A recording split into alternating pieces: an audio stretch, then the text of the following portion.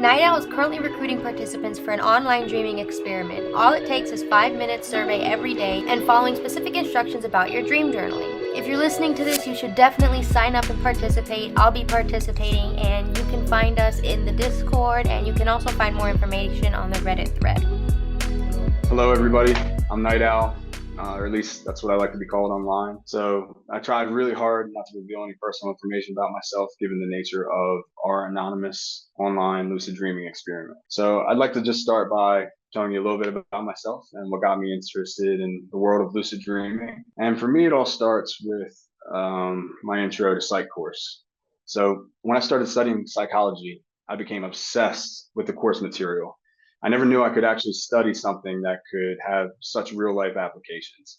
So one day I was attending a course and we reached chapter 4. I'll never forget. Chapter 4 was Intro to Dreams and Sleep. And my professor made a statement I couldn't possibly agree with. He said that every single night, everybody dreams. And being the arrogant student I was at the time, I could not help but jump out of my chair and wave my hand around frantically. No, no, no, no. There's no way. I don't dream. You can't tell me different. And before I knew it, there was like an insurrection on our hands. The entire class was just, in an uproar. And so the professor quickly, isolated me and made me his own personal case study. And he actually appealed directly to, my academic nature. He said, well, I got an extra credit assignment for you. And I couldn't turn it down. All I had to do was keep a dream journal for 30 days and I'd get 10% on my final grade. I took him up on it and he gave me some really simple instructions. It was just to keep a spare composition book beneath my pillow. And the next morning, just write whatever I remember. And so the next morning came and went and I didn't remember anything. So I thought, oh yeah, this is going to be easy money. And so I didn't want to seem like I didn't complete the dream journal. So I wrote in it, did not remember anything. Like smiley face, like told you so. Second night came and went, and still no dream recall. But then the third night, something interesting happened, and I began to have these fleeting images of my childhood home, or I knew my father was there, for example, but I didn't really have any concrete details. Before I knew it, I was filling out entire pages of this notebook from a few hours of dreaming, and I really couldn't wrap my mind around the amount of experience that occurred over the course of one night's sleep. And of course, I went back to this professor, and ironically, his name was Mr. Wright. If you're watching, thank you for what you've done for me. Okay, you inspired me in a way that most teachers wouldn't care, to even entertain. I continued pursuing my dreams because I eventually started drawing parallels to the real world. In my dream analysis, I realized that most often what you dream about reflects what you're experiencing in daily life. And next thing I know, I was establishing common themes and recognizing dream signs. And then when I was in the real world, sort of experiencing these things, I would stop and be a little bit more mindful of where I was and what I was doing because it was becoming hard to differentiate, the waking world from the dream world. And then something happened that even this professor couldn't have anticipated. One night, or actually it was an afternoon, I was taking a nap after, a long, hard day of high school and decided, that my father had to be in the adjacent room doing some laundry. And I came to that conclusion whilst asleep because I heard that signature gong and I just knew he was in there. But I didn't wake, I didn't open my eyes, I didn't move at all. And before I knew it, I found myself shrouded in darkness. Then I realized I couldn't move and I started to freak out a little bit. So my first instinct was to look around and try to orient myself, but it was pitch black. And then I started to, kind of shake and I felt like I was bound to this really uncomfortable square chair, like all right angles, like this, and the only thing I could feel in the dream that I could move, because I was dreaming, was my wrists. I felt like I was flailing my wrists. I was bound here and at the ankles, and I was just stuck. It was almost like my brain started to rationalize what I had come to find out was sleep paralysis. And sleep paralysis happens to us every single night. I'm sure a lot of your listeners know it's a very natural phenomenon. It may not be so natural for me because I'm actually a sleepwalker and talker, and I've acted out some really weird things and scared my parents more than one time about being active in the night. But in this instance, I guess paralysis decided to do its thing, and my conscious mind decided to do its. So I started to freak out, and I looked around, and I actually felt this presence start to cave in around me. And I'm kind of getting a little scared just thinking about it because one thing about lucid dreaming is it knows your deepest, darkest fears and all your secrets. And for whatever reason, this really scared me. And so as I was panicking, I realized the only thing I could do was focus on what I could do, which was move my wrists. And before I knew it, this motion eventually led to my pinky actually tapping my bed in real life. So I started to feel just the slight wrap of my pinky finger on my bed sheets. And before I know it, my hand followed. And then I rolled completely out of my bed, hit my head, panting, in nervous excitement. And I actually started to yell at my father. I was like, "What's wrong with you?" I was screaming for help. "You didn't wake me up. What's going on?" And he was like, "Dude, what's your problem? You were asleep. You didn't say a word." And I'm thinking to myself, I could have died. From that moment on, I decided I was never going to feel that helpless again. I was going to do anything in my power I could to understand what had just happened to me. And then, more than that, wake myself up if I needed to in the future. So, ironically, Mr. Wright, when I told him about this, he didn't really necessarily understand it. And I come to find out at a really early age in my lucid dreaming, experience that not many people do know about these phenomena. It's not very common, although it has been studied for quite some time now, right? Since the 70s, it's been like scientific fact. There's really, if you talk to the average person, even your family and friends, it can be quite isolating, right? And so I did what I could to explore avenues of research and joined a bunch of online social media groups, just trying to gain better understanding for my own purposes of, sleep paralysis and sleepwalking and eventually lucidity. So I would like to share my first lucid dreaming story if that's okay with you. Of course, I would love to hear it. It's always like people's aha moments of like, oh my God, like this is crazy. That's the No, best for me. No, nope, not it's good. not that cool. Like, let Well, me I just still want to say, hear like, about it. like I just listened to your previous episode with Robert Wagner, which is like I was fanboying like on the way here. I was Oh, listening. I me was like, too. "Oh my god, like it's him!" And that's one of my favorite He's so books. sweet. Yeah. Um, my first lucid dream happened as a result of all of this, let's say, inner exploration. Right, my dream journal became like a coveted piece of me, and actually, it didn't just stop with my dreams. I started journaling in real life. I couldn't believe the things I was writing down, the ideas I could extrapolate and like take action on and organize in like a linear way and appeal to my visual nature. I have one side for the waking life, one side for the dream world, and the two were just both sides of the same coin. Like one, on one side I would write completely normal, and then I would flip it completely upside down, so you could never read it front to back. You would have to turn it the opposite orientation, and I think that's a good metaphor for how I look at walking the line between waking life and the dream Yeah, I world. love that. Like a reflection, kind of. Yes, I yes, like that. exactly.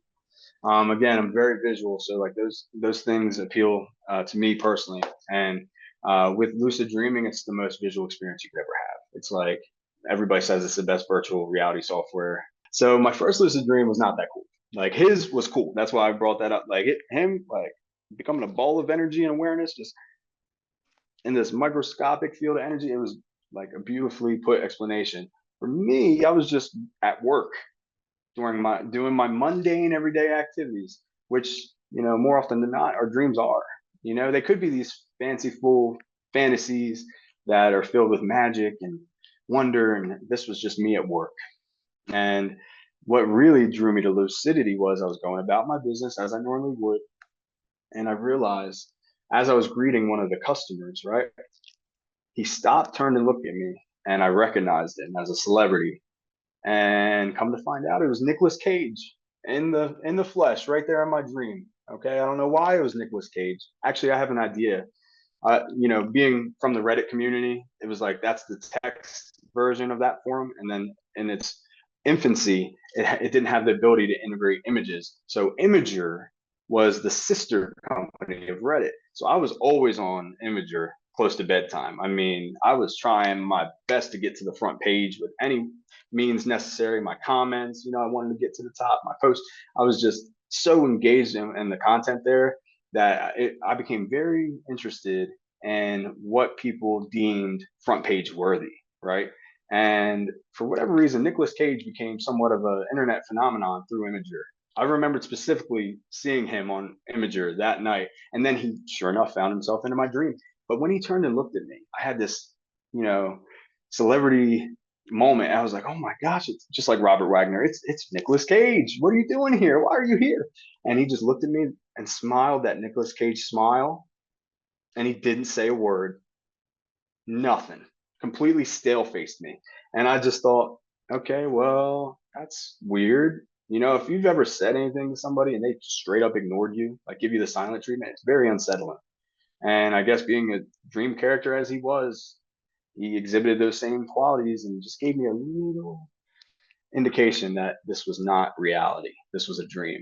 And the smile was all I needed. I actually immediately turned to a coworker. And the first thing everybody wants to do is, oh my God, this is a dream. This is a dream. And nobody cared about that. So I thought, well, you don't care. This is a dream. I'll prove it to you. And I sort of like looked at him and I was like, I'm going to turn you into a cat. And I like really believed it. Like I imagined it. If I think there was a book I used to read when I was young that helped with this. Have you ever heard of Metamorphs? Does that ring a bell? I don't even know if that's I what it's don't called. think so. Probably showing my age. But the I'm cool part old, about but I these haven't heard of it. the cool thing about these Metamorph books is they had a little picture in the corner. So it was all about these people who could perform metamorphosis into different animals. And you would flip the bottom corner of the page and it would go from a cat into a person and back to a cat.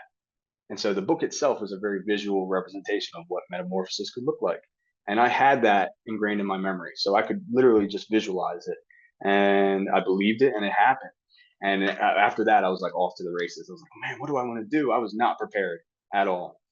And as I tried to make my way out the door, as so often happens in dreams, there's this subconscious faculty that wants to pull you back to sleep, that wants to take you away from lucidity and make you forget everything you were just thinking about and just go along The with the dream plot. police. The dream That's what I police, call they're it. real. Yes, it's true. There's a song about that too, I think. But the dream police in this instance appeared, in the form of more Hollywood culture. For whatever reason, I guess it was around the same time the Dark Knight series came out. I went to walk out the door, and who greeted me other than the Joker, like the Heath Ledger version of the Joker. And I guess something about his character really kind of settled into my subconscious because he was the manifestation of pure evil in this dream because he stopped there. And I confronted him. I was like feeling confident with my abilities, right? First lucid dream, you can't mess with me. And I said to him, I was like, you can't stop me from leaving. You're just a dream character.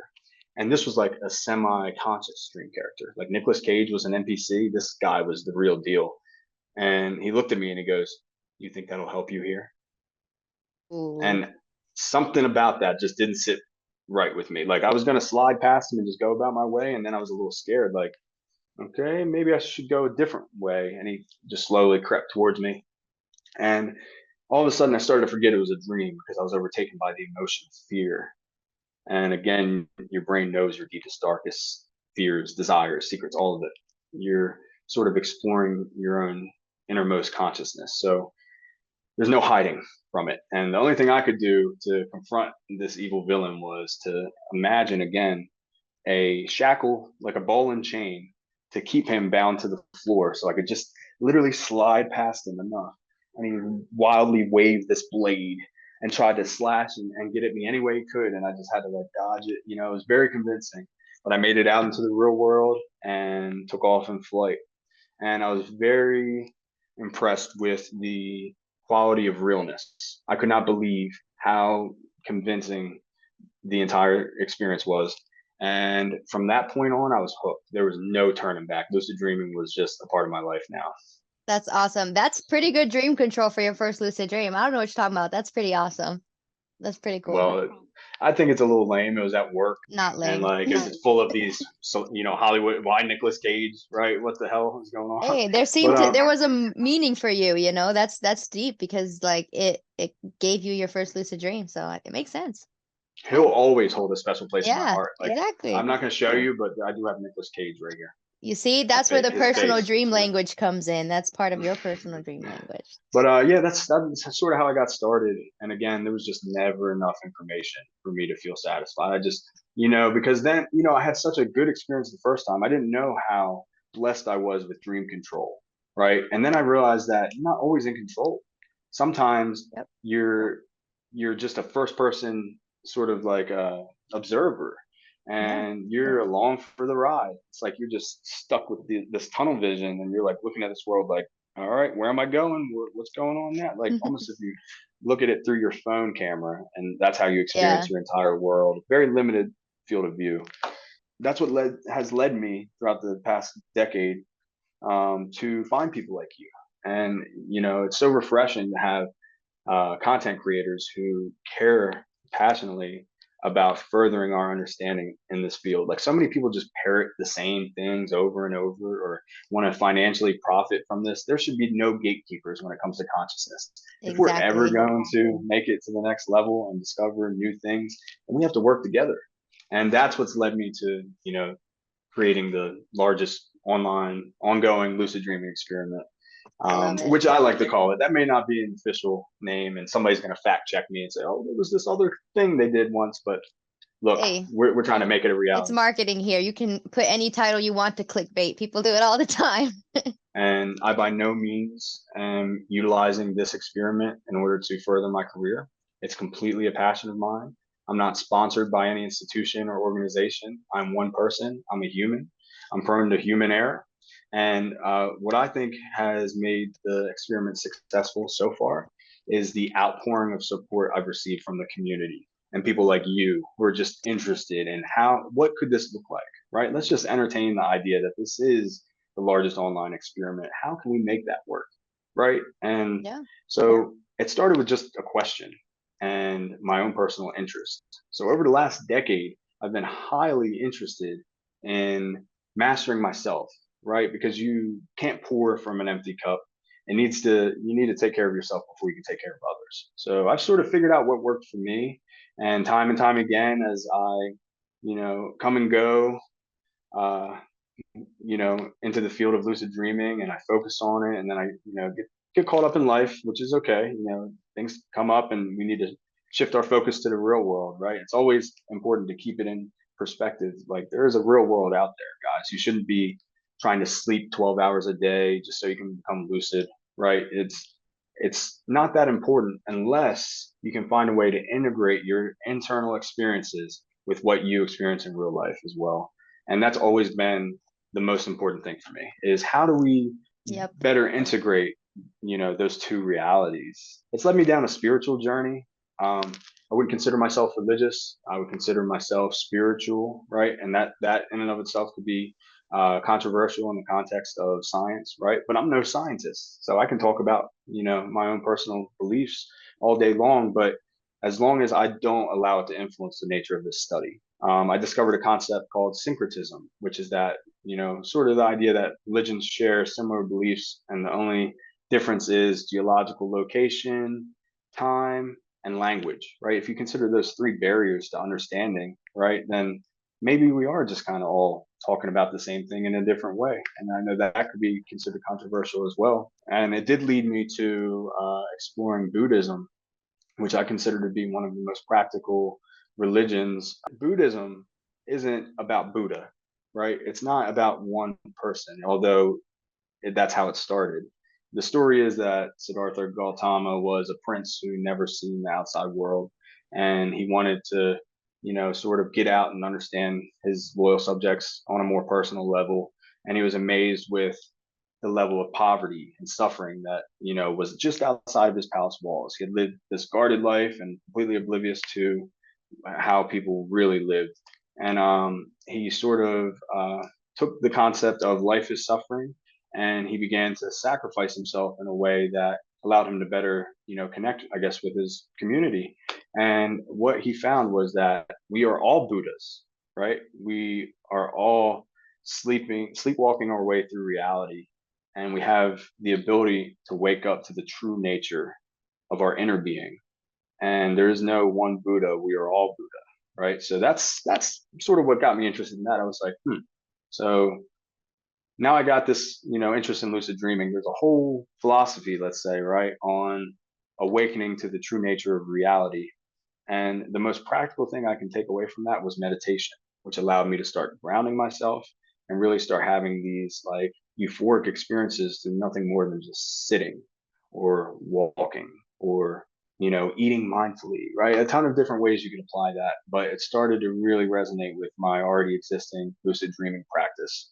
And so, jack of all trades, master of none, I would consider myself a jack of lucid dreaming and a master of none, right? You'd be the queen, right? So you're like way up here. I'm like just like a little bit lower. But no, honestly, I've never claimed mastery. I honestly very Same. rarely do I even explain myself as advanced, because the only qualifier for being advanced for me is if you have success for yourself.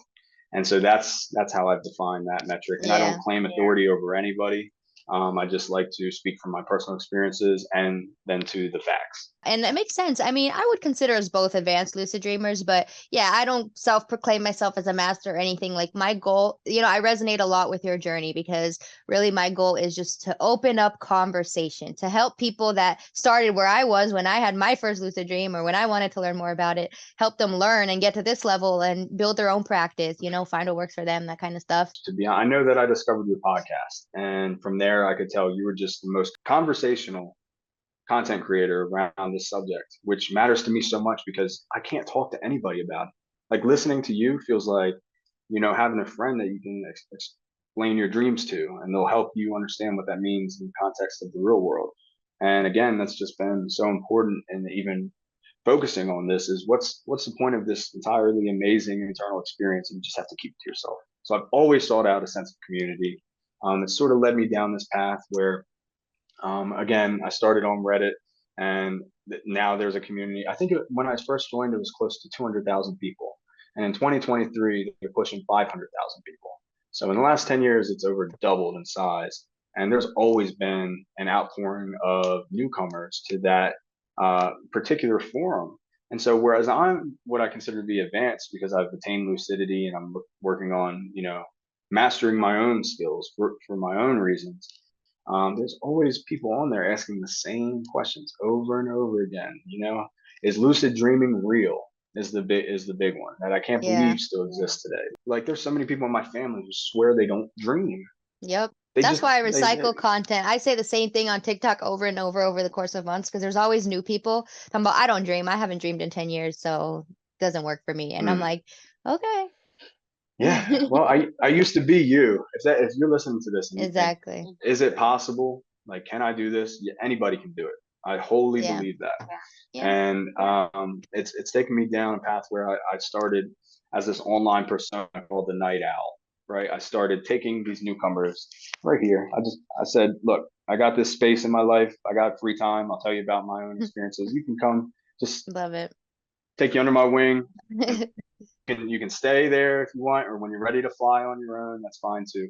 That's And great. it led me to just being like a comment warrior. I was just all over the internet, like trying to answer this question, trying to answer that question, and I was repeating myself, like you said, so many times. It wasn't worth how I was spending my energy. So I was thinking, unconventionally, how can I introduce this subject to people in a way that the target population would understand? And it led me to creating what I refer to as the lucid dreaming augmented reality game. And augmented reality games are sort of like treasure hunts in the real world, right? It's like it started off of a concept of you are sleepwalking through life and you don't know it. You're dreaming right now. Like whoever's listening to this podcast, like Let take me a do a moment, reality check real do a quick. reality check. Yep. Thank you. See, that's how we actually care about this, because once you Every get so time good at somebody lucid says that, I'm dreaming, like, I got you. Once you get so good at lucid dreaming, it becomes scary real. And you need to learn how to differentiate. Obviously, for mental health reasons, it's worth a disclaimer. I always say anybody with a history of mental health needs to seriously consider whether lucid dreaming is for them, because it can help you for sure, but it also can lead to feelings of dissociation, is the biggest one, right? Because now yeah, you're feeling like separate of yourself and you're not really sure of, is this real, is it not? So, like, word of caution, always Yeah. be mindful of your intention. You shouldn't try to escape reality. You should try to learn more about yourself and how you can Exactly. better understand reality. That's the way I look at it. So you are Yeah. dreaming right now. Like I can prove it to you. You just have to take my word for it for now and like follow me on this journey, because there's these shadow people who are always lurking around every corner trying to pull you back to unconsciousness. But I'm here to help you. So if you want to wake up, come along for this ride. And it started with a series of daily challenges, and they would have 3 levels: beginner, intermediate, advanced. And like the first one, for example, would be, this is a controversial one: choose your totem, right? Like have something, a physical reminder you can carry on you at all times, and it'll serve the purpose of reminding you that you are dreaming. And then don't assume. That's the key thing. Don't assume you're dreaming, right? I'm not here to make you question reality without proving it, right? Don't take my word for it. Who am I? After all, I'm just some online persona. So what I did was I grabbed something. Let me show you. I got like a stone, right? Can you see that? Mm-hmm. It's got one smooth surface, like a window It's where you can see pretty. the internal structure. Thank you. And it's like a touchstone, something smooth. I can run my fingers across and keep me grounded, right? There's nothing more grounding than rocks, pun Yeah, intended. that's a Okay. great thing to do. I had one of my students use like a stone for her reality checks, and she got her first lucid dream from that. So So that's like kind of like how I started, right? And then there was a bunch of other things that I introduced people to, but again, in maybe controversial or unconventional ways. And I think I had great results. I mean, it built up my following to, a few hundred people, which I was proud of. It really didn't matter to me the number, because literally, if just one person came to me and said, "You helped me become lucid, thank you," then it was worth it. And yeah, many people did.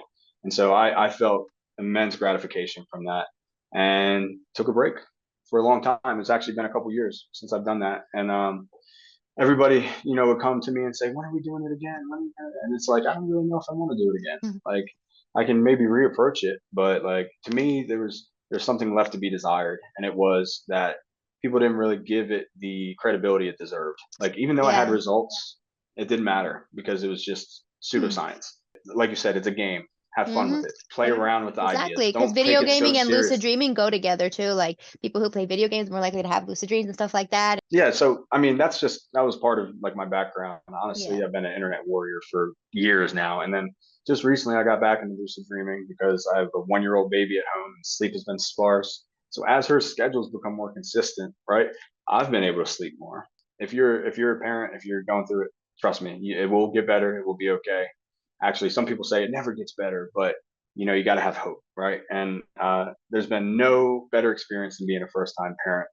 It's so important for me to walk that fine line between spending so much time on my dreams and the internet and helping people, and also spending time at home and taking a break and enjoying my family. So just always remember that. Just know that recently I've fell back into the habit of like, I want to start lucid dreaming again. I can sleep some more. Let's do it. And again, I know what to do.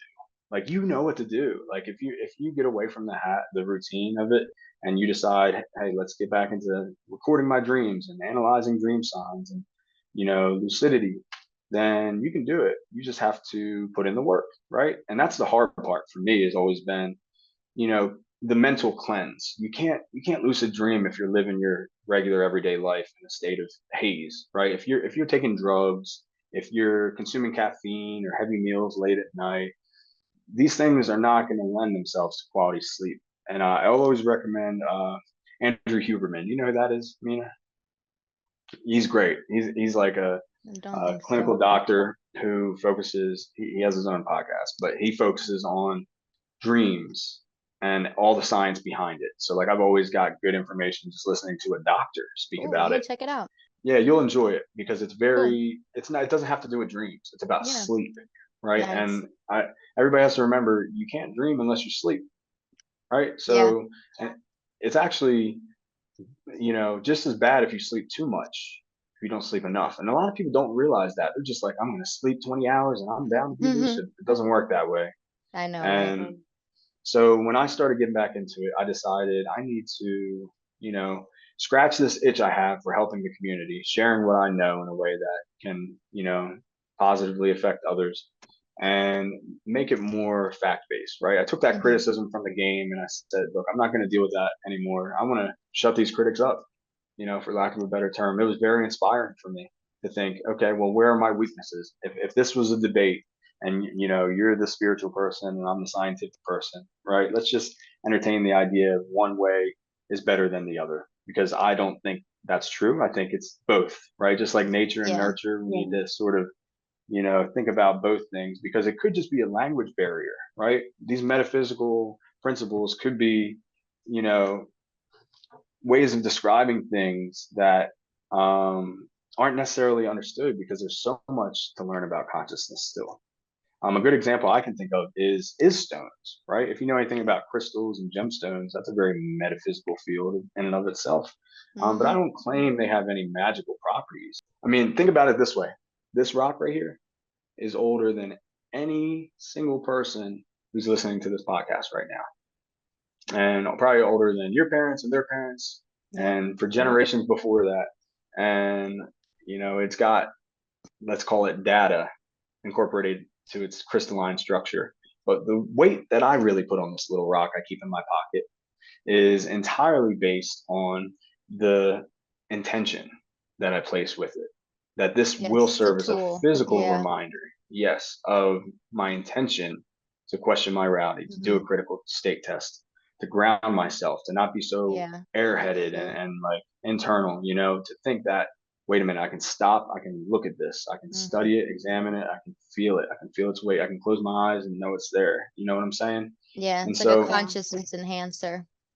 yeah, almost like the power of affirmation, or let's consider the power of suggestion, right? I mean, the placebo effect is so strong that if you, whoever's listening, heard me earlier when I said you are dreaming, if you believe that and you carry that attitude with you into the dream tonight, Amina, you and I both, right now, we can become lucid. Again, like if I become lucid 2 nights in a row, I'm gonna call you at like 4 o'clock in the morning, freaking out. Like, I've never done this before. I've had success with lucidity, but again, it comes and goes in waves. And Hmm. so I wanted to take away all the metaphysical and spiritual beliefs that I may have personally and start to satisfy these scientific approaches. And so the experiment really started as an idea posted on Reddit in the form of a poll. And it was as simple as my hook, line, and sinker: who here wants to be a part of the largest ongoing online lucid dreaming experiment ever? First of all, Reddit shunned me for such a long title and such a clickbaity title. Again, it's It something worked that though. happens a lot. It happens a lot in this field, Yeah. unfortunately. And if you know anything about dark psychology, right, you sort of have to understand these principles to not be affected by it. And Yeah. one thing I'm trying to do is shed light in the darkness, right? Because this is such a ambiguous field of study, shrouded in mystery and discredited by academics everywhere, but it's scientific fact. Like, you dream True. every night. Why not take that time you spend dreaming and do something productive with it? Okay, if nothing else, you can enjoy your time asleep. Yeah. And most people, don't even think about how much time they spend sleeping. If you're just the average person and you sleep 8 hours out of the 24 hours in your day, that's a third of your life Yeah. gone. Why? We can do so much more. And I think the key to evolving, our understanding in this field of study is to explore more unconventional means in order to grow the community, because we cannot, if you don't have an appropriate sample size, you cannot draw accurate conclusions about the Yeah. population as a whole. So that was my intention in creating such a clickbaity title. I want to get as many people as possible, but Yeah, for for good sure. reasons. It wasn't because I'm making money off of this, or Nothing I wrong want with more clickbait in followers. these social media days. So I mean, I'll own up to it. Whatever Anybody reaches who the calls most me out, people, that's the goal. That's the goal. That's yeah, so let's get into it. Let's talk about the largest lucid dreaming experiment on the internet. let's make it happen. That's my approach, right? It may not be true, and you can fact check me all you want, but we are going to make it happen. Okay. As a lucid dreamer, I believe in the power of expectation. Okay. Hmm. And when you believe something with your heart and soul and you care passionately about it, you can really do anything, guys. And that's Yeah. that's the beauty of our mind, right? Is it really depends on how much you Yeah. believe it. And so 3,000 people responded to a poll that lasted less than 48 hours.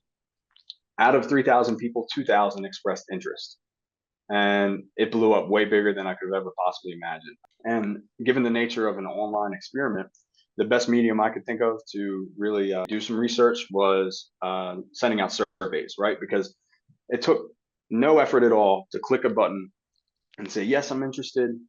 No, I'm not interested, or maybe I need some more information. And then a light bulb went off in my head. What can I do to make a survey just as quick and as efficient as clicking that poll, so that just as many people who subscribed here are going to do the same thing for this survey?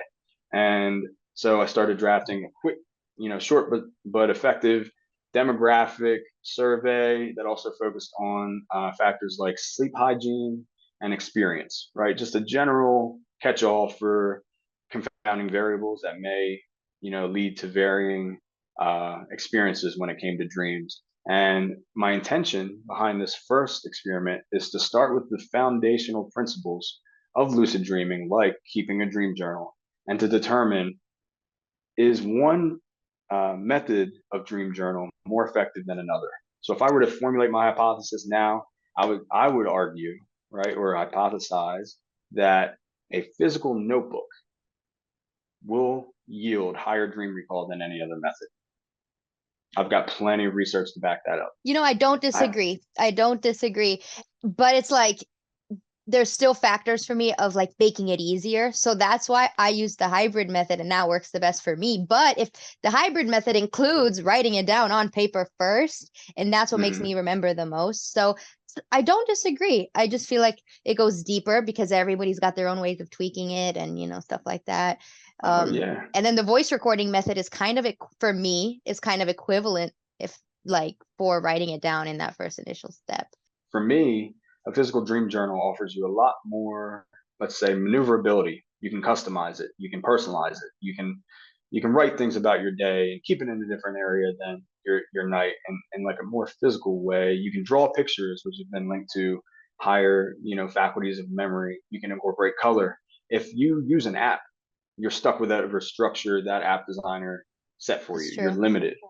So it may be efficient, but is it really the most effective? That's what I was trying to So I guess it depends on what you're going for, like what your goal is for dream journaling. Because for me, effectiveness, how I, in my practice, determine effective is how much detail can I write? How much can I remember? Because I like details. I put in what shirt everybody was wearing. Like I put in as many details as I can freaking remember down to like the smallest thing. That's how I do it. And when I use only a physical journal, I can't go into that many details. I can't write everything. I write a framework so that I can remember the dream and replay it in my head later. But when I'm typing, I'm like details. I go back and I type it in later. And then the other thing for me that I consider effectiveness is like being able to like organize my dreams and search back easily, because that's a big part of my practice. Let me argue this, right? IKEA's entire business model is making you build their own furniture. It's cheaper. It's more cost effective for the company, and then they create this sense of sentimental value because you have to be the one to build it. So you're not just gonna build a desk and put all that effort into it just to get rid of it to grab another piece of furniture. If what you're using works, that's sort of how I think about it. Because if you buy a desk that was made by somebody else, you don't have that entire experience sort of binding you to the item, if that makes any sense at all. Yeah, it does. Because for me, at least beginning, my physical dream journal became less of a routine and more of a ritual. I started, incorporating it into my waking life. I started personalizing it. And then like, if I neglected my dream journal, I felt like I was neglecting, myself in a way. It wasn't just, neglecting my dream practice. But guess what? This is what the experiment is for. Exactly. Let's allow science to Let's do see its what thing. happens. Yeah. I do think writing it down is like one of the best way, like for recall. You can build on that. You can adjust it just depending on what your personal goal is, because I'm so pro like personal journey. But like you said, stay tuned if you're listening to this, what the experiment will reveal just for scientific purposes, and you can use that to build your own practice. So it's really simple, guys. Anybody can be a part of this experiment. You do not have to be a lucid dreamer. You don't have to remember your dreams. Anybody, anywhere who hears this or wants to be involved, if you have a friend or a family member, a coworker, anybody that you think might be interested, please share this with them, because we need as many people as possible. That's why I'm here today. And I don't want anybody to feel like, well, I don't speak this language, I don't have this social media site, right? I've done my best to offer it across many different platforms and to catalog the entire process of recruiting quality candidates, right? I consider it like 4 phases in terms of if you want to be involved, right? You have to apply first. And the way you apply for the experiment is you can either follow it on Reddit. It's r/LD_experiment. And that's just the subreddit for where you can go to find information on that platform. Or what I would say is the more engaging experience is going to be on Discord. Okay. And that's actually invite only. I've really done my diligence to avoid any sort of internal bias, especially for me. Right. Yeah. Again, I'm only human. So anybody who wants to criticize, my method in terms of recruiting participants, I'm all ears. Let's make it better. Let's scratch this whole thing. We'll start over next month. Right. But this experiment is designed to be super simple and take no more than 5 minutes of your time in the morning every day you wake up for a month straight. So if you've ever had any interest in your dreams, proving whether or not you remember your dreams, learning more about lucid dreaming, be a part of scientific research, just Mhm. joining a sense of community, right? Those are all great reasons to get involved. Please, we need as many people as possible. And trust me, it's going to be super easy for you to follow along. You can literally just follow along if you're curious. You can join any of those social media platforms and just see what's going on, or you can apply and become a participant, right? So let me go back to Love it. those 4 steps. So the application, that's just literally going to those social media platforms and saying, hey, I'm interested. That's it. Somebody will get in contact with you. We've got a whole social media crew who handles that sort of stuff. Next step after application is registration. You have to fill out the pre-screening survey. We call it the pre-qualification survey because you're not guaranteed to be involved because you fill out a demographic, survey about your personal relationship with lucid dreaming. And then the next step is validation, right? Because these are online surveys. How do we know it's one person per survey? What methods are we using to keep that under control? And then verification. So the last step is essentially you've completed all the other steps and you're in compliance with my process. Okay, so it's 4 phases. You basically get each role as you go through. And I want to encourage anybody to apply because we are trying to accept everybody. There's only like a few things that can get you disqualified. If you're not going to take it serious, I want to get a lot more people because it's going to be, a lot more reliable results. But if you're not going to take it seriously, if you can't follow basic instructions, then this isn't for you. Okay, we can have fun. This should be a personal journey as much as it is a personal research project, right? And the ultimate goal is lucidity, but that's not what we're testing for here. Okay, so really, I just want to encourage anybody who's interested to look into it. Okay, you can go to Reddit, search LD_experiment, or you can find us on Discord.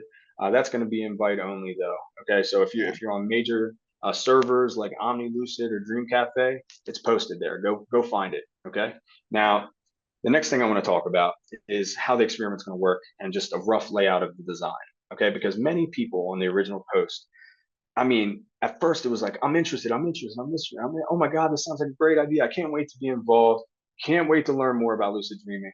This is what I've been waiting for. I need somebody to remind me that more people are doing this with me and I'm not so alone. Like that is what inspires me, truly. Like when I hear that, I can help somebody rediscover this personal journey, right? As long as you're safe and not letting it consume your life, right? Then you can really learn so much about yourself and your personal relationships and just many, many more benefits to lucid dreaming. I'm sure Amina has done a great job of, listing on her podcast throughout, all of her great guests. Yeah, So if my that's ultimate true. goal is to create a sense of community, teach more people about lucid dreaming, build a solid foundation, You're and doing produce it. results in the term of lucidity, guess what? We're doing it. We're Right doing it. now, 15 have had a lucid dream in our server on Discord in 8 days. Okay, statistically, thank you. I'm very proud. Guess what? I'm proud. 16 if you count 16 if you count me.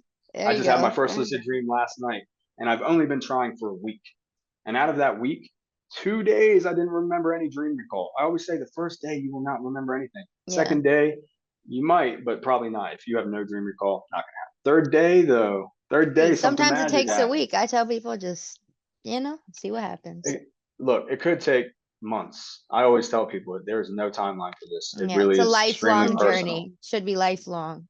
That's sort of how it started for me. And really, the critics have driven me to take it to a whole nother level. At first, it was just a poll, seeing who was interested, and then they started bringing these real academic concerns, and That's they needed great. to be You listen addressed. to the community. That is really good here. That is what, makes it really like special in my opinion. Is like the community helped put it together, I don't own this project. It's bigger than me now, right? So many people have showed an outpouring of support that I needed their help. I needed the criticism. I needed the feedback. I needed to hear where my weaknesses were. And guess what? My argument became stronger because of those Mhm. people. So thank you That's great. truly from the bottom of my heart for giving me input. And anybody who has a problem with anything I lay out here in terms of design, message me. My username is Night Owl, but it's spelled funny. Okay, it's I'll spelled put all the using links in the description. Latin. Okay, I want to be a little incognito, so it's not gonna be so easy to find me. But for those with eyes who see, okay, it is there. All right, so if there's a will, there's a way. But my point is, I tried my best to address every concern. I got into these heated debates, so I had to reevaluate my approach, and I'm very pleased with the end result. Let me be clear. This is not my personal research project anymore. It's a personal research project in the sense that anybody can do it and learn more about their personal relationship with their dreams. And the reason is because it's actually going to be set up in a way that we explore whether one dream journal method is more effective than another in the form of daily surveys that you fill out upon awakening. Okay, and then what we'll do is we're actually going to take each individual participant in our study as their own unique case study. And that person is going to be their own, their own control, their own variables throughout the length of a month, and they're going to I like explore that. what works for them. Let me just go further and say, just because we're doing case studies doesn't mean we can't draw larger conclusions that can apply to the population as a whole. And Hmm. the way we do that is by limit confounding variables, right? So the demographic, sleep hygiene, and experience survey, right, that you need to fill out to officially register as a participant, right, Hmm. is essential to separating confounding variables and creating like subgroups. Okay. So let's say age, because what I found in preliminary data analysis, right? And the best part about this experiment is everything's open, guys. You can tell me if I messed up somewhere. You can tell me if I manipulated data or introduced bias anywhere, because guess what? We're in phase 0 of experiment 1. My vision for this is to have many experiments that delve into the various methods of lucid dreaming, right? But this is just the first and possibly the most important one. And it could be overlooked by more advanced lucid dreamers, but phase 0 is the screening process. So anybody can fill it out, but we're going to sift through the serious candidates, and our survey is designed to do that effectively. Then we're going to analyze like subsets of data so that we can limit confounding variables, let's say by age. And again, what we found in preliminary data analysis is that as you grow older, at least, it goes like the main people in our demographics are 18 to 24. Then slightly less percentage is 25 to 34. And then even less is 35 to 44. And then nobody in our study so far is above the age of 45. So what's that tell you? That might mean that as we grow older, we at least care less about lucid dreaming, right? And I have my own theories for why that is, but that's just one of the things we found. So it might be worth separating people based on age demographics. And so that's sort of how I'm going to approach the phase 0 screening process, right? And Hmm. then next week, we start phase 2. You can be involved whenever you want, actually. I'm not going to limit candidates because we need numbers, right? So I've Yeah. designed it in a way that you can just hop in whenever you want, as long as you fill out the daily survey every single day as soon as you wake up, no matter what. That is Yeah. by far, hands down, the most important thing. So how can we get people to do that? First of all, we're going to make it as streamlined, as efficient as possible, short, sweet survey with, measurable data. And so every question I have can be quantified in a way that it can be represented on a graph, right? And then the individual can be studied for their own, trends as well as conclusions we can draw about the group as a whole. Okay, so phase 0 Beautiful. is designed to set all of that up. Phase 1 is baseline. Now, this might seem very boring to somebody like Amina who's actually participating. Okay. Baseline means we're not going to dream journal. We're dropping all methods, no dream journal. The only thing I'm going to ask people to do is to wake up and fill out that survey. And if you can do that every day for a month, you can be a part of the experiment. Okay. And the reason we do that is because we're actually establishing a baseline. And the reason people can apply at any time, even past the initial registration window, is because we're going to be staggering baselines. So let me explain what that means. The design of my study is using daily surveys to conduct personal case studies around dream recall frequency and which methods are most effective. First phase is a baseline where we got to establish what it's like for you if you don't remember any dreams at all whatsoever, because you're not dream journaling. Somebody like Amina is probably still going to remember her dreams even if she doesn't write a single thing down, right? And on average, you're supposed to, if you're getting quality sleep, you're supposed to have 4 or 5 dreams a night. I think that's correct. Yeah, I still remember less than usual if I don't write it down, but I might remember something. We'll see. So we gotta use each baseline as like their own control. And then we're gonna have a separate group of people who serve as the control for the larger group. So that's gonna be family and friends, right? Get your family and friends involved. Tell them what you're doing. This shouldn't be some hidden cult, right? Like, what are you doing? Why are you following instructions from some stranger online? I've heard all types of stuff about why dreams are demonic and everything else, but guess what? It's a natural phenomenon, as is lucid dreaming, and you should be willing to share with the people you care about what you're doing and why you're involved. And if they want to learn more about it, invite them to be involved. They can literally not do anything other than fill out my survey every day. And they'll be the control for the larger group. Okay. But everybody will be their own control. Phase 0, pre-screening. Phase 1, baseline. No dream journal method, just a tally mark. Anywhere. Just, I remembered one dream, one tally mark. I remember no dreams, big old X. That's it. Anybody can do that. Okay. Phase 2. Now we're getting spicy. We're going to randomize the method that we do first with different subsets, right? So age bracket 1 is going to have their physical dream journal first because they're probably used to using an app. It's going to be randomized though. And then let's say subset group 2, the next age bracket is going to use the app. Okay. And then we're going to go into phase 3, which is back to baseline, right? And the reason we do that is because we want to prove an effect, right? If you know anything about ABA design, right, which is what I just listed, phase 0, phase 1, phase 2, phase 3. ABA design means baseline in phase A, method or test in phase 2, and then back to baseline to prove the effect. But instead of ABA, I'm going to do A, B, A, C, A, D, and every letter that's different than A represents a different dream journal method. Let's say B is a physical dream journal. C is the app or digital notes on your computer. D is a voice recorder, right? So it's the magic method because we're testing every method for each individual to see what works for them personally.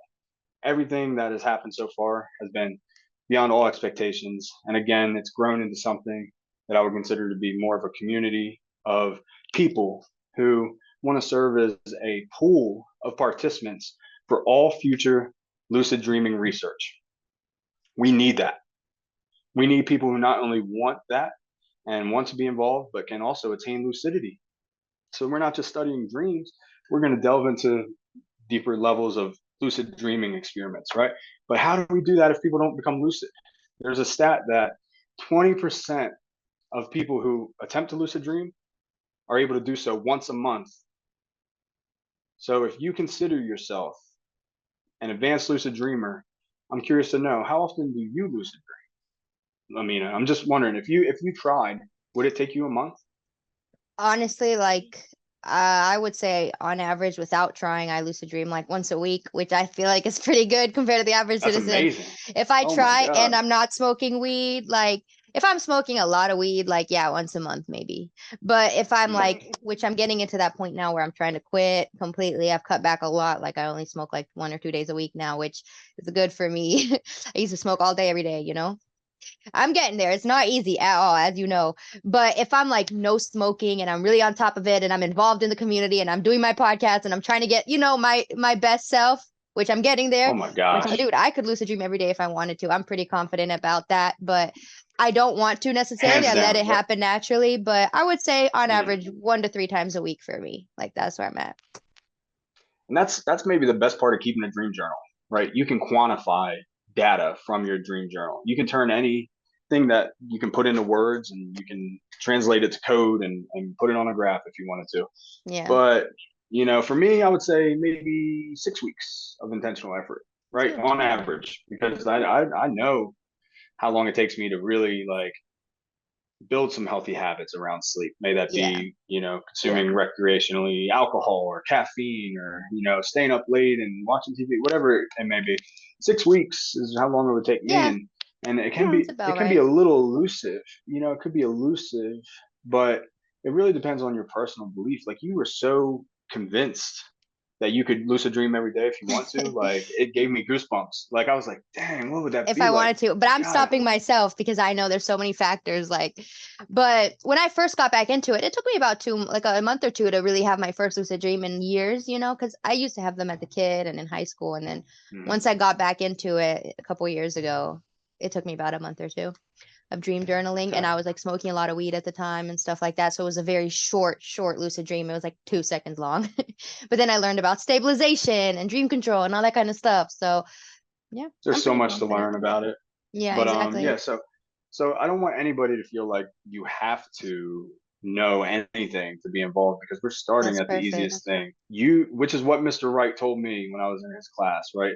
I call him Mr. I told you so.